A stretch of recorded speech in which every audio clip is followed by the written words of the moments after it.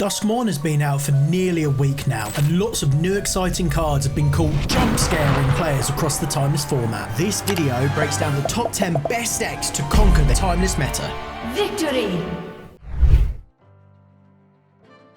Jeskai Energy gained Phantasmal Image from Duskmourn, giving the deck more of a reason to splash for blue. It's an aggressive deck that generates energy through creatures like Guide of Souls and Amp Raptor to fuel powerful spells like Galvanic Discharge. This version leans into both energy and clone synergies with cards like Mockingbird and Phantasmal Image, allowing you to copy key creatures on the battlefield, including your opponents too. Ajani serves as a transformative threat that can dominate the board. The deck also uses Goblin Bombardment as a way to turn excess creatures into direct damage, while Ragavan and Ocelot Pride provide consistent pressure. Having blue also allows the deck to access powerful blue spells in the sideboard, helping to improve bad matchups. The deck excels at cloning creatures and generating powerful energy synergies for control and aggression. The deck struggles if its energy generation or cloning synergies are disrupted. Jeskai Energy combines energy production with clone synergies to create a versatile and aggressive strategy. Because Duskmourn is still brand new and I don't want you wasting wildcards, I'm going to be on fraud watch. Don't get me wrong, I think all of these decks have potential, but I'm going to give my opinion on whether the new cards are a safe craft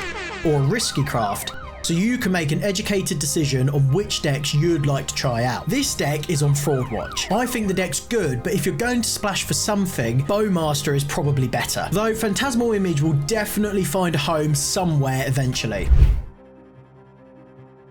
Bowmaster's Beanstalk is a 4-colour Beanstalk deck just missing red. I've been trying to make it work for ages, and I think Overlord of the Belmerk might be enough to make the deck viable, as it helps to hit a critical mass of cards that trigger up the Beanstalk. The deck leverages the power of Up the Beanstalk to generate card advantage whenever you cast high mana value spells, like Leyline Binding. Orcish Bowmaster provides disruption and can grow into a powerful threat, while Oko offers ball control and versatility. The deck also includes the new Overlord of the Belmerk, which can be cast with its impending mechanic and later return key non-avatar creatures or planeswalkers from the graveyard to your hand. It also helps to enable Uro's escape costs to come online faster. Tamiyo and Thoughtseize further disrupt opponents, while the deck stabilizes with life gain and control through versatile removal spells. The deck excels at generating card advantage and controlling the board while applying pressure. The deck struggles if its value engines or control tools are disrupted. 4-colour Bowmaster's Beanstalk combines card draw and recursion with strong control and disruption elements for a well-rounded mid-range strategy. Annoyingly, I'm still on the fence whether the Overlord is a safe craft or not, because I've seen 0 other content creators explore this variant of Up the Beanstalk yet. However, personally, I've had great success with it and I think it's very powerful, so I'm leaning towards it being a safe craft. It's just a little bit too early to confirm my theory. Hollow One's Shadow utilises the new card Fear of Missing Out, which provides a second combat phase and untaps another creature if you have Delirium. This is particularly powerful with cheap large creatures. It's a fast-paced aggro deck that combines aggressive threats like Death Shadow and Hollow One with graveyard synergies and discard effects. Faithless Looting and Fear of Missing Out helps to fill the graveyard while filtering through your deck, ensuring Hollow One can be cast for minimal cost. Detective's Phoenix provides recurring pressure from the graveyard, offering the ability to give flying and haste to your large creatures via its bestow ability. Orcish Bowmaster and Nevergoyf provide additional disruption and board control and a lot of pressure. The deck also utilises Mishra's Bauble and Thoughtseize to generate early tempo and enable the deck's aggressive game plan, helping to achieve your Delirium costs. The deck excels at filling the graveyard and casting powerful creatures for minimal cost. The deck does struggle if its graveyard synergies are disrupted or exiled. Hollow One's Shadow blends graveyard synergies with powerful threats to overwhelm opponents quickly. Fear of Missing Out is definitely a safe craft. Whether it's this deck or another deck it sees play in is a different question, but I have no doubt it'll see play somewhere because it's cheap, powerful, and synergizes well with other current meta creatures.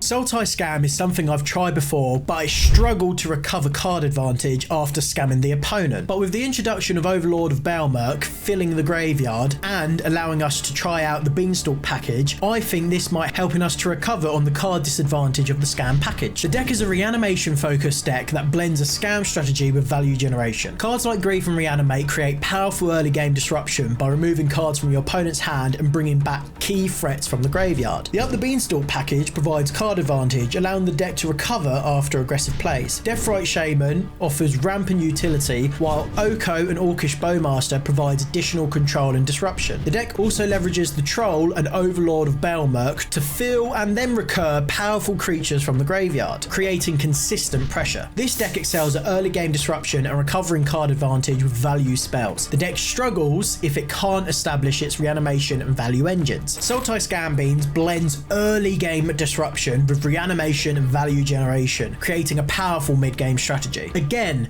it's too early to tell if this package is a safe craft just because there's no one else that I've seen testing it yet, but I've had great success with the deck and it's particularly good against combo meta which we're currently facing. Next time you're playing Magic with your friends, why not have a laugh with some funny tokens? You can get my full collection of 12 for less than a tenner with my discount code in the description below. Jund Delirium is a brand new archetype born from Duskmourn, utilising lots of new cards. It's a graveyard-centric mid-range deck that utilises the Delirium mechanic to power up creatures like Omnivorous Flytrap and Nevergoyf. The deck fills its graveyard with cards like Say Its Name and Malevolent Rumble, enabling strong Delirium payoffs. Alternate the Thrice Called can be cheated into play with Say Its Name after milling cards or discarded to recur lands. Fear of Missing Out adds additional combat phases when Delirium is active, allowing for explosive turns, with removal spells like Fatal Push and Lightning Bolt providing board control, while Mishra's Bauble enables card filtering and Delirium activations. This deck excels at filling the graveyard and taking advantage of Delirium mechanics to power up its creatures, but the deck struggles if it can't fill the graveyard or if key threats are disrupted. Jund Delirium leverages graveyard synergies and Delirium to power up its creatures and dominate the mid game. This deck is however on Fraud Watch just because there's so many new cards in it. I've had good success with the deck so far and think it could definitely stick around. However, I can't say it's not a risky craft when it requires this many new wild cards to be used. Omnath's Beanstalk is another Beanstalk value deck, this time without black, and it's including the new Overlord of the Hauntwoods, helping it to ramp the deck, get Domain online, and of course, trigger up the Beanstalk. The deck's a value-driven mid-range deck built around Omnath and Up the Beanstalk to generate consistent card advantage and mana. Leyline Binding and Swords to Plowshare provide efficient removal, while Solitude and Fury are key creatures that benefit from Up the Beanstalk's card draw when evoked. Overlord of the Hauntwoods creates land tokens that fuel Omnath's landfall triggers and triggers Up the Beanstalk and turns Domain on, while Oko adds versatility by turning problematic permanents into harmless creatures. Flage serves as a big game-ending threat, and the One Ring further enhances the deck's ability to stabilise and overvalue opponents. It's also worth noting that we now have access to Pyroclasm in the sideboard to help destroy the energy matchup. I could even see these move into the main deck in the future. This deck excels at generating value through landfall synergies and consistent card draw, but the deck struggles if it can't set up its mana base or if key threats are removed. 4-color Omnath's Beanstalk leverages powerful card draw to outvalue opponents while stabilising the board with efficient removal. Overlord of the Hauntwoods is definitely on Fraud Watch. I went 7-0 with this deck in the last time this metagame challenge before Duskmourn came out, and I think a build very similar to this one is definitely viable. However, I actually think the Overlord makes the deck worse because it's just a little bit too slow. But Pyroclasm has been an all-star and definitely upgrades the deck having it in the 75. Sultai Show and Tell is a powerful combo deck that can struggle against hand disruption and counter spells, but Noxious Revival helps you against both of these strategies, returning whatever they get rid of back to the top of your library for 0 mana. The primary strategy is to use Show and Tell to put cards like Omniscience or Atraxa into play early in the game. Once Omniscience is on the battlefield, you can cast your spells for free, allowing you to quickly assemble game-winning combos. Mastermind's Acquisition and Fey of Wishes enable you to fetch win conditions like Approach of the Second Sun from your sideboard, ensuring a very swift victory. Dark Ritual accelerates your mana, while Brainstorm and Dig Through Time help you dig for key pieces. This deck is very well refined now, making it extremely consistent, but everyone has a sideboard plan prepared for this deck. Sultai Show and Tell excels at executing explosive combos, making it a top tier choice for players who enjoy big game-ending plays in the Timeless format. I'm saying this is a safe craft because I found Noxious Revival a very good main deck card in my testing. It allows you to recur the best card in any matchup, recover from counter spells or hand disruption, and protect key cards from surgical extraction, which is one of the biggest issues this deck faces. I've not seen anyone else use this this tech yet, so it's close to being on the fence, but for me personally, it's worked very well so far. Last month, 1.7% of you were subscribed. This month, I want to get it up to 2.5%, so show your support for the channel by clicking subscribe down below. Grixis Frog Eye is basically Dimir Frog, except it sacrifices Lurrus to include Abhorrent Oculus, and splashes red for Pyroclasm, as well as some other key red cards. The main card to talk about is Abhorrent Oculus, which provides a massive flying body that leverages your graveyard to generate value by manifesting cards from the top of your library. Psychic Frog adds further graveyard synergy, while Orcish Bowmaster and Mana Drain can control the opponent's game plan. The deck sculpts its own hand very well whilst disrupting the opponent's hand with cards like Brainstorm, Mishra's Bauble and Inquisition of Kozilek. Dropping Lurrus allows us to exile the graveyard a little bit more freely, setting up cards like Treasure Cruise for extra card draw. Colligan's Command and Fatal Push provide efficient removal to keep the board clear, and Tamiyo generates additional card advantage while managing the board, while blocking against aggressive decks. This deck excels at controlling the board while using graveyard synergies to gain card advantage, but the deck does struggle if it's disrupted early. Grixis Frog Eye controls the game with efficient removal while applying heavy pressure with efficient threats. I think this is still on the fence for me. Abhorrent Oculus has been insane in the games I've played it, warping the game. But is it really more powerful than Lurrus? I'm not sure yet, but I definitely think splashing red for Pyroclasm is the way forward, as it makes the energy matchup incredibly favoured.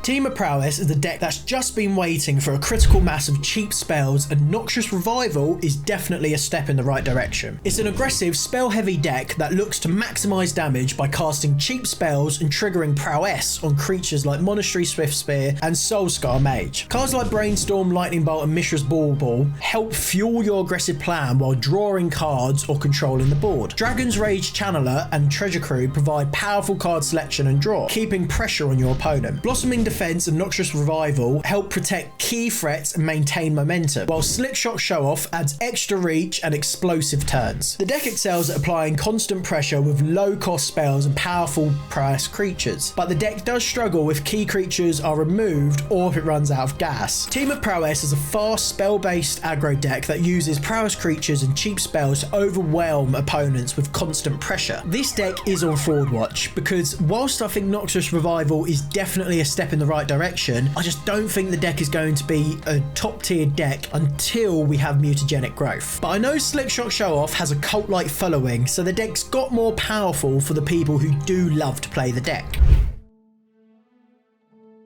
Noxious Revival is a fantastic card in Golgari Belcher, helping to make sure you can win even through disruption. It's a combo deck built around Goblin Charbelcher, aiming to win the game by activating it and dealing lethal damage. The deck is structured to have 0 official lands, but utilises double-sided cards to actually play lands without officially having any in the deck. Cards like Beseech the Mirror, Assemble the Team and Demonic Tutor help you define Goblin Charbelcher as quickly as possible. Dark Ritual and Ironcrag Feet provide fast mana to power out the combo, while spells like Noxious Revival allow you to recycle key cards. The deck uses mana producing artifacts like Chromatic Star and Wizard's Rockets to help filter mana and draw into the combo. This deck excels at assembling its combo quickly and generating mana fast, but the deck struggles if it cannot find or protect its key combo pieces. Goblin Belcher is a fast combo deck that aims to win by quickly assembling and activating Goblin Charbelcher with a streamlined 0 land strategy. I think this is an extremely safe craft.